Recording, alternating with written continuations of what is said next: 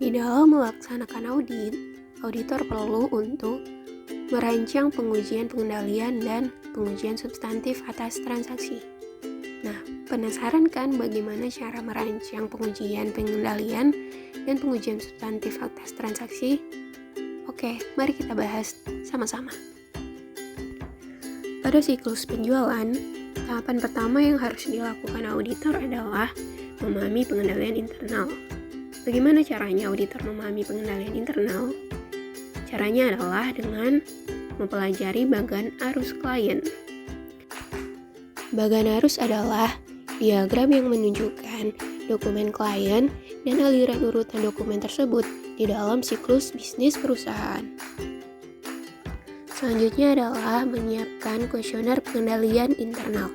Kuesioner ini mengajukan serangkaian pertanyaan tentang pengendalian dalam setiap area audit sebagai sarana untuk mengidentifikasi defisiensi dari pengendalian internal.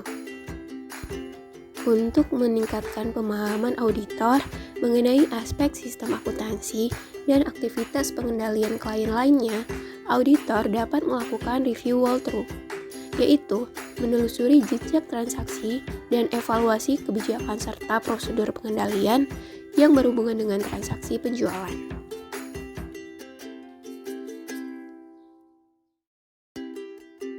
Setelah melakukan pengujian pengendalian internal, tahapan selanjutnya adalah menilai risiko pengendalian.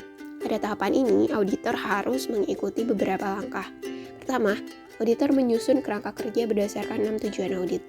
Kedua, auditor harus mengidentifikasi pengendalian internal kunci beserta kelemahannya.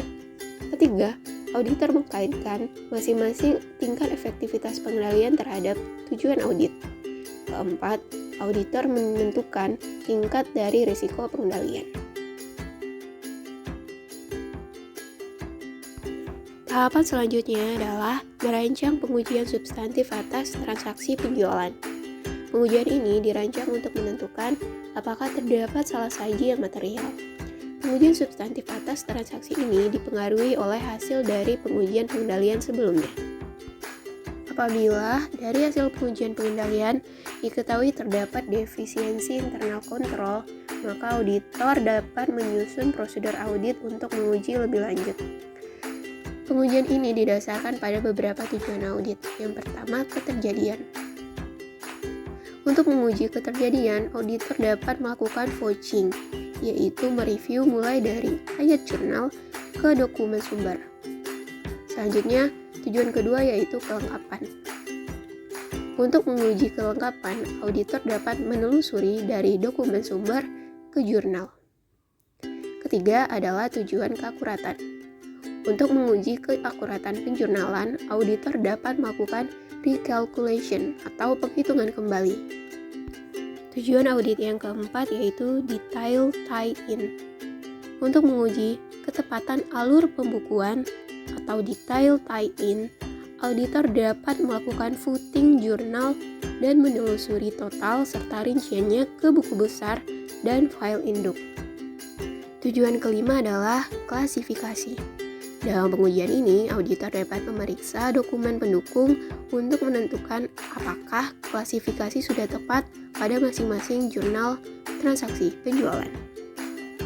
Tujuan keenam adalah cut-off.